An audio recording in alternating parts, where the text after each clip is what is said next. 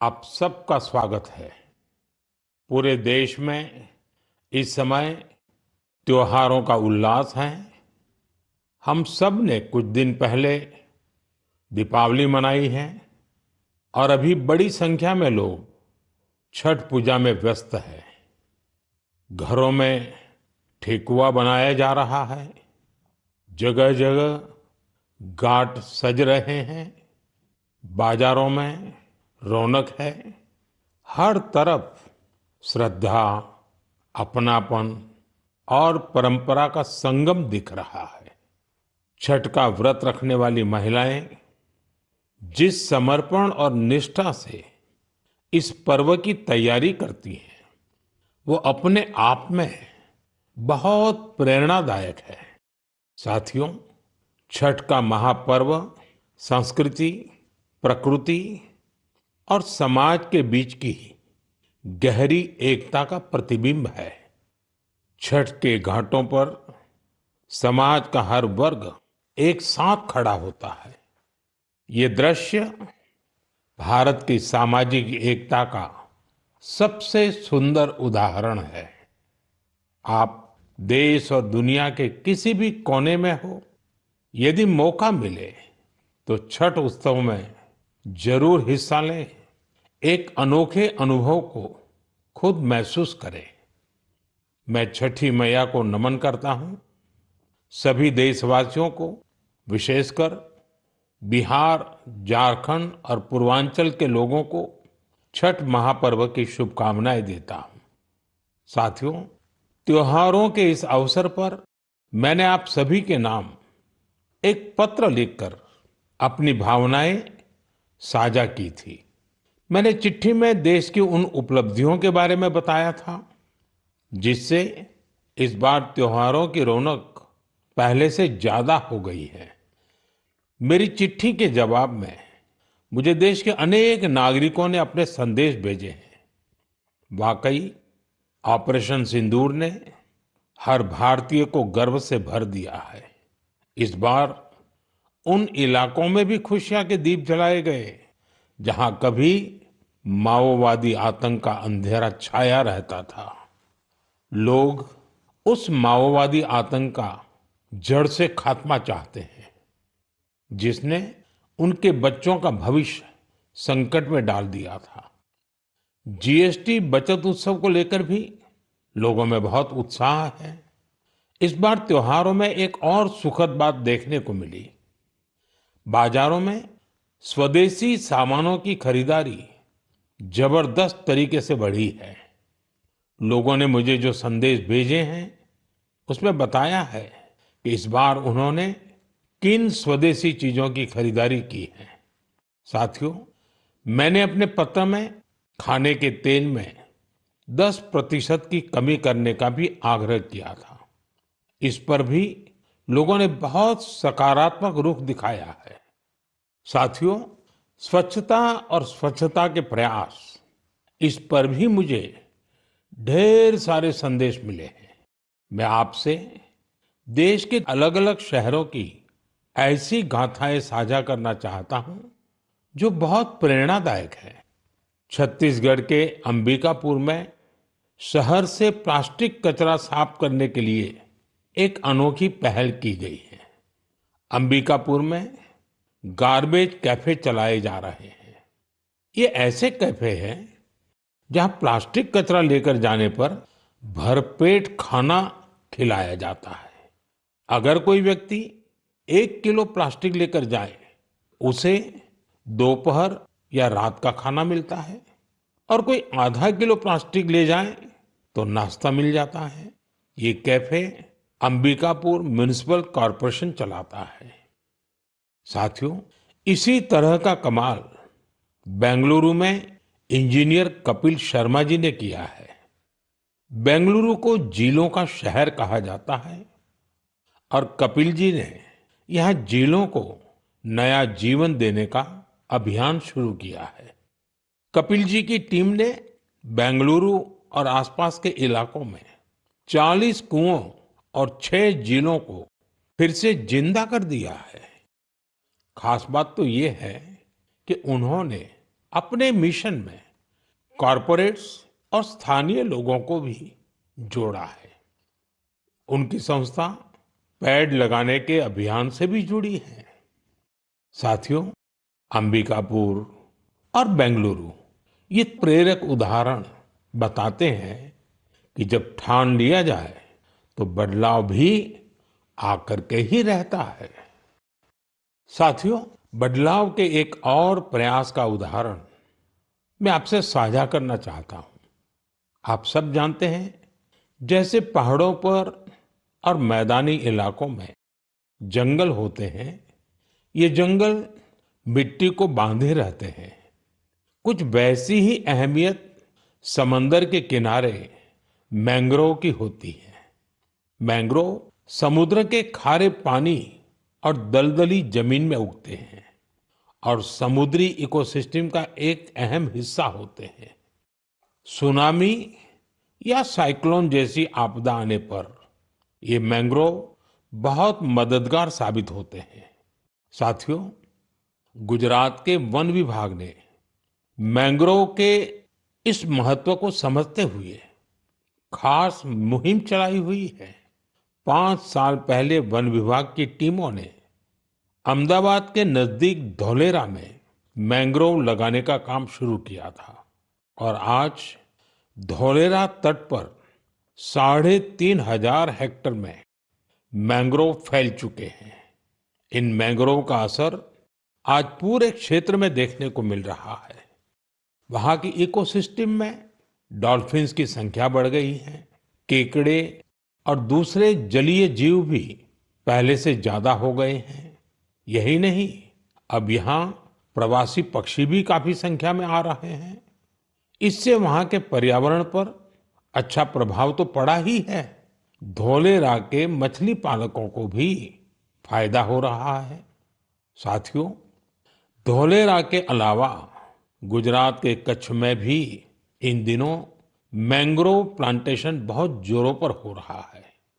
वहां कोरी क्रीक में mangrove learning centre भी बनाया गया है। साथियों, पेड़ पौधों की, वृक्षों की यही तो खासियत होती है। जगह चाहे कोई भी हो, वो हर जीव मात्र की बेहतरी के लिए काम आते हैं। इसलिए तो हमारे ग्रंथों में कहा गया है, धन्या महिरुहा येभ्यो निराशाम यान्ति नार्थिनः। अर्थात वो वृक्ष और वनस्पतियां धन्य है जो किसी को भी निराश नहीं करते। हमें भी चाहिए, हम जिस भी इलाके में रहते हैं, पेड़ अवश्य लगाएं। एक पेड़ मां के नाम के अभियान को हमें और आगे बढ़ाना है। मेरे प्यारे देशवासियों, क्या आप जानते हैं कि मन की बात में हम जिन विषयों पर चर्चा करते हैं, उनमें मेरे लिए सबसे संतोष की बात क्या होगी? तो मैं इस बारे में यही कहूंगा कि मन की बात में हम जिन विषयों की चर्चा करते हैं, उनसे लोगों को समाज के लिए कुछ अच्छा, कुछ इनोवेटिव करने की प्रेरणा मिलती है। इससे हमारी संस्कृति, हमारे देश के कई पहलू उभर कर सामने आते हैं। साथियों, आप में से बहुतों को याद होगा, करीब 5 वर्ष पहले मैंने इस कार्यक्रम में भारतीय नस्ल के श्वान यानी डॉग्स की चर्चा की थी। मैंने देशवासियों के साथ ही अपने सुरक्षा बलों से आग्रह किया था कि वे भारतीय नस्ल के डॉग्स को अपनाएं, क्योंकि वो हमारे परिवेश और परिस्थितियों के अनुरूप ज्यादा आसानी से ढल जाते हैं। मुझे ये बताते हुए खुशी हो रही है कि हमारी सुरक्षा एजेंसियों ने इस दिशा में काफी सराहनीय प्रयास किए हैं। बीएसएफ और सीआरपीएफ ने अपने दस्तों में भारतीय नस्ल के डॉग्स की संख्या बढ़ाई है। डॉग्स की ट्रेनिंग के लिए बीएसएफ का नेशनल ट्रेनिंग सेंटर ग्वालियर के टेकनपुर में है। यहाँ उत्तर प्रदेश के रामपुर हाउंड, कर्नाटका और महाराष्ट्र के मुधोल हाउंड इस पर विशेष रूप से फोकस किया जा रहा है। इस सेंटर पर ट्रेनर्स टेक्नोलॉजी और इनोवेशन की मदद से श्वानों को बेहतर तरीके से ट्रेन कर रहे हैं। भारतीय नस्ल वाले डॉग्स के लिए ट्रेनिंग मैनुअल्स को फिर से लिखा गया है ताकि उनके यूनिक स्ट्रेंथ्स को सामने लाया जा सके। बेंगलुरु में सीआरपीएफ के dog breeding and training school में मॉन्ग्रेल्स, मुधोल हाउंड, कोम्बाई और पांडिकोना जैसे भारतीय श्वानों को ट्रेन किया जा रहा है। साथियों, पिछले वर्ष लखनऊ में all India police duty meet का आयोजन हुआ था। उस समय रिया नाम की श्वान ने लोगों का ध्यान अपनी ओर खींचा था। ये एक मुधोल हाउंड है जिसे बीएसएफ ने ट्रेन किया है। रिया ने यहाँ कई फॉरेन ब्रीड्स को पछाड़ते हुए पहला पुरस्कार जीता। साथियों, अब बीएसएफ ने अपने डॉग्स को विदेशी नामों के बजाय भारतीय नाम देने की परंपरा शुरू की है। हमारे यहाँ के देशी श्वान ने अद्भुत साहस भी दिखाया है। पिछले वर्ष छत्तीसगढ़ के माओवाद से प्रभावित रहे क्षेत्र में गश्त के दौरान सीआरपीएफ के एक देसी श्वान ने 8 किलोग्राम विस्फोटक का पता लगाया था। बीएसएफ और सीआरपीएफ ने इस दिशा में जो प्रयास किए हैं उसके लिए मैं उन्हें बधाई देता हूं। वैसे मुझे 31 अक्टूबर का भी इंतजार है। यह लौह पुरुष सरदार पटेल की जयंती का दिन है। इस अवसर पर हर वर्ष गुजरात के एकता नगर में स्टैच्यू ऑफ यूनिटी के समीप विशेष समारोह आयोजित किए जाते हैं। यहीं पर एकता दिवस परेड भी होती है और इस परेड में फिर से भारतीय श्वानों के सामर्थ्य का प्रदर्शन होगा। आप भी मौका निकालकर इसे जरूर देखिएगा। मेरे प्यारे देशवासियों, सरदार पटेल जी की 150वीं जयंती का दिन पूरे देश के लिए एक बहुत विशेष अवसर है। सरदार पटेल आधुनिक काल में राष्ट्र की सबसे महान विभूतियों में से एक रहे हैं। उनके विराट व्यक्तित्व में अनेक गुण एक साथ समाहित थे। वे एक अत्यंत प्रतिभाशाली छात्र रहे। उन्होंने भारत और ब्रिटेन दोनों ही जगह पढ़ाई में बेहतरीन प्रदर्शन किया। वे अपने समय के सबसे सफल वकीलों में से भी एक थे। वो वकालत में और नाम कमा सकते थे, लेकिन गांधी जी से प्रेरित होकर उन्होंने खुद को स्वतंत्रता आंदोलन में पूरी तरह समर्पित कर दिया। खेड़ा सत्याग्रह से लेकर बोरसद सत्याग्रह तक अनेक आंदोलनों में उनके योगदान को आज भी याद किया जाता है। अहमदाबाद म्युनिसिपैलिटी के प्रमुख के रूप में उनका कार्यकाल भी ऐतिहासिक रहा था। उन्होंने स्वच्छता और सुशासन को सर्वोच्च प्राथमिकता दी। उप प्रधानमंत्री और गृह मंत्री के रूप में उनके योगदान के लिए हम सभी सदैव उनके ऋणी रहेंगे। साथियों, सरदार पटेल ने भारत के ब्यूरोक्रेटिक फ्रेमवर्क की एक मजबूत नींव भी रखी। देश की एकता और अखंडता के लिए उन्होंने अद्वितीय प्रयास किए। मेरा आप सबसे आग्रह है, 31 अक्टूबर को सरदार साहब की जयंती देश भर में होने वाली रन फॉर यूनिटी में आप भी जरूर शामिल हो, और अकेले नहीं, सबको साथ लेकर के शामिल हो। एक प्रकार से युवा चेतना का ये अवसर बनना चाहिए। एकता की दौड़ एकता को मजबूती देगी। ये उस महान विभूति के प्रति हमारी सच्ची श्रद्धांजलि है जिन्होंने भारत को एकता के सूत्र में पिरोया था। मेरे प्यारे देशवासियों, चाय के साथ मेरा जुड़ाव तो आप सभी जानते ही हैं, लेकिन आज मैंने सोचा कि मन की बात में क्यों ना कॉफी पर चर्चा की जाए। आपको याद होगा, बीते साल हमने मन की बात में अराकू कॉफी पर बात की थी। कुछ समय पहले ओडिशा के कई लोगों ने मुझसे कोरापुट कॉफी को लेकर भी अपनी भावनाएं साझा की। उन्होंने मुझे पत्र लिखकर कहा कि मन की बात में कोरापुट कॉफी पर भी चर्चा हो। साथियों, मुझे बताया गया है कि कोरापुट कॉफी का स्वाद गजब होता है। और इतना ही नहीं, स्वाद तो स्वाद, कॉफी की खेती भी लोगों को फायदा पहुंचा रही है। कोरापुट में कुछ लोग ऐसे भी हैं जो अपने पैशन की वजह से कॉफी की खेती कर रहे हैं। कॉरपोरेट वर्ल्ड में अच्छी खासी नौकरी करते थे, लेकिन वो कॉफी को इतना पसंद करते हैं कि इस फील्ड में आ गए और अब सफलता से इसमें काम कर रहे हैं। ऐसी कई महिलाएं भी हैं जिनके जीवन में कॉफी से सुखद बदलाव हुआ है। कॉफी से उन्हें सम्मान और समृद्धि दोनों हासिल हुई है। सच ही कहा गया है, कोरापुट कॉफी अत्यंत सुस्वादु, एहा ओडिशारा गौरव। साथियों, दुनिया भर में भारत की कॉफी बहुत लोकप्रिय हो रही है। चाहे कर्नाटका में चिकमंगलूर, कुर्ग और हासन हो, तमिलनाडु में पुलनी, शेवरॉय, नीलगिरी और अन्नामलाई के इलाके हो, कर्नाटका तमिलनाडु सीमा पर बिलिगिरी क्षेत्र हो, या फिर केरला में वायनाड, त्रावणकोर और मालाबार के इलाके, भारत की कॉफी की डाइवर्सिटी देखते ही बनती है। मुझे बताया गया है कि हमारा नॉर्थ ईस्ट भी कॉफी कल्टीवेशन में आगे बढ़ रहा है। इससे भारतीय कॉफी की पहचान दुनिया भर में और मजबूत हो रही है। तभी तो कॉफी को पसंद करने वाले कहते हैं, India's coffee is coffee at its finest. It is brood in India and loved by the world. मेरे प्यारे देशवासियों, अब मन की बात में एक ऐसे विषय की बात जो हम सबके दिलों के बेहद करीब है।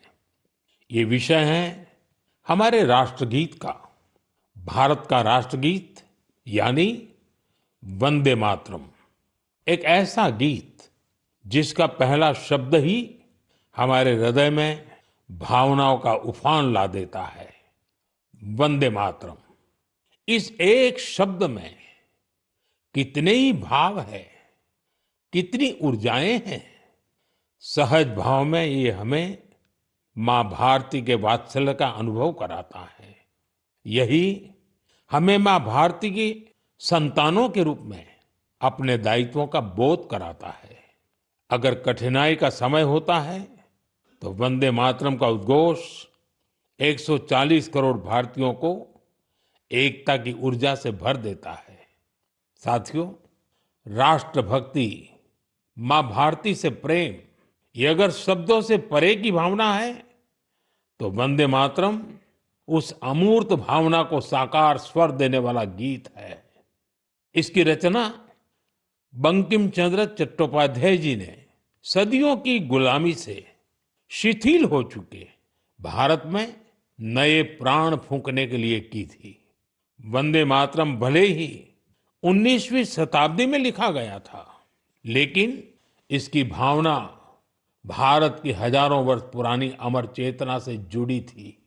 वेदों ने जिस भाव को माता भूमि पुत्रो अहम पृथिव्याः कहकर भारतीय सभ्यता की नींव रखी थी, बंकिम चंद्र जी ने वंदे मातरम लिखकर मातृभूमि और उसकी संतानों के उसी रिश्ते को भाव विश्व में एक मंत्र के रूप में बांध दिया था। साथियों, आप सोच रहे होंगे कि मैं अचानक से वंदे मातरम की इतनी बातें क्यों कर रहा हूं। दरअसल कुछ ही दिनों बाद 7 नवंबर को हम वंदे मातरम के 150वें वर्ष के उत्सव में प्रवेश करने वाले हैं। 150 वर्ष पूर्व वंदे मातरम की रचना हुई थी और 1896 में गुरुदेव रविंद्रनाथ टैगोर ने पहली बार इसे गाया था। साथियों, वंदे मातरम के गान में करोड़ों देशवासियों ने हमेशा राष्ट्र प्रेम के अपार उफान को महसूस किया है। हमारी पीढ़ियों ने वंदे मातरम के शब्दों में भारत के एक जीवंत और भव्य स्वरूप के दर्शन किए हैं। सुजलाम सुफलाम मलयज शीतलाम शस्य श्यामलाम मातरम वंदे मातरम। हमें ऐसा ही भारत बनाना है। वंदे मातरम हमारे इन प्रयासों में हमेशा हमारी प्रेरणा बनेगा। इसलिए हमें वंदे मातरम के 150वें वर्ष को भी यादगार बनाना है। आने वाली पीढ़ी के लिए ये संस्कार सरिता को हमें आगे बढ़ाना है। आने वाले समय में वंदे मातरम से जुड़े कई कार्यक्रम होंगे, देश में कई आयोजन होंगे। मैं चाहूंगा हम सब देशवासी वंदे मातरम के गौरवगान के लिए स्वतः स्फूर्त भावना से भी प्रयास करें। आप मुझे अपने सुझाव हैशटैग वंदे मातरम 150 के साथ जरूर भेजिए। हैशटैग वंदे मातरम 150। मुझे आपके सुझावों का इंतजार रहेगा और हम सब इस अवसर को ऐतिहासिक बनाने के लिए काम करेंगे। मेरे प्यारे देशवासियों, संस्कृत का नाम सुनते ही हमारे मन मस्तिष्क में आता है हमारे धर्म ग्रंथ, वेद, उपनिषद, पुराण, शास्त्र, प्राचीन ज्ञान विज्ञान, अध्यात्म और दर्शन। लेकिन एक समय इन सब के साथ साथ संस्कृत बातचीत की भी भाषा थी। उस युग में अध्ययन और शोध संस्कृत में ही किए जाते थे। नाट्य मंचन भी संस्कृत में होते थे। लेकिन दुर्भाग्य से गुलामी के कालखंड में भी और आजादी के बाद भी संस्कृत लगातार उपेक्षा का शिकार हुई। इस वजह से युवा पीढ़ियों में संस्कृत के प्रति आकर्षण भी कम होता चला गया। लेकिन साथियों, अब समय बदल रहा है तो संस्कृत का भी समय बदल रहा है। संस्कृति और सोशल मीडिया की दुनिया ने संस्कृत को नई प्राणवायु दे दी है। इन दिनों कई युवा संस्कृत को लेकर बहुत रोचक काम कर रहे हैं। आप सोशल मीडिया पर जाएंगे तो आपको ऐसी कई रील्स दिखेगी जहां कई युवा संस्कृत में और संस्कृत के बारे में बात करते दिखाई देंगे। कई लोग तो अपने सोशल मीडिया चैनल के जरिए संस्कृत सिखाते भी हैं। ऐसे ही एक युवा कंटेंट क्रिएटर है भाई यश साळुंके। यश की खास बात यह है कि वो कंटेंट क्रिएटर भी है और क्रिकेटर भी हैं। संस्कृत में बात करते हुए क्रिकेट खेलने की उनकी रील लोगों ने खूब पसंद की है। आप सुनिए। पश्यतु अहं कथं क्रीडामि। देवराज सेव्यमान पावनाग्नि पंकजं ज्ञानयज्ञ सूत्रमिन्दु शेखरं कृपाकरम्। प्रातः नूतनं कन्दुकं गृह्णातु। नारदादि योगी वृन्दवन्दितं दिगम्बरम्। इमं कन्दुकं सावधानेन पश्य चषटकाय ताडय। आशिकापुराधिनाद कालभैरवं भजे, कालभैरवं भजे। साथियों, कमला और जानवी इन दो बहनों का काम भी शानदार है। ये दोनों बहनें अध्यात्म, दर्शन और संगीत पर कंटेंट बनाती हैं। इंस्टाग्राम पर एक और युवा का चैनल है संस्कृत छात्रो अहम। इस चैनल को चलाने वाले युवा साथी संस्कृत से जुड़ी जानकारियां तो देते ही हैं, वो संस्कृत में हास परिहास के वीडियो भी बनाते हैं। युवा संस्कृत में ये वीडियो भी खूब पसंद करते हैं। आप में से कई साथियों ने समष्टि के वीडियोज भी देखे होंगे। समष्टि संस्कृत में अपने गानों को अलग अलग तरह से प्रस्तुत करती है। एक और युवा है भावेश भीमनाथनी। भावेश संस्कृत श्लोकों, आध्यात्मिक दर्शन और सिद्धांतों के बारे में बात करते हैं। साथियों, भाषा किसी भी सभ्यता के मूल्यों और परंपराओं की वाहक होती है। संस्कृत ने ये कर्तव्य हजारों वर्ष तक निभाया है।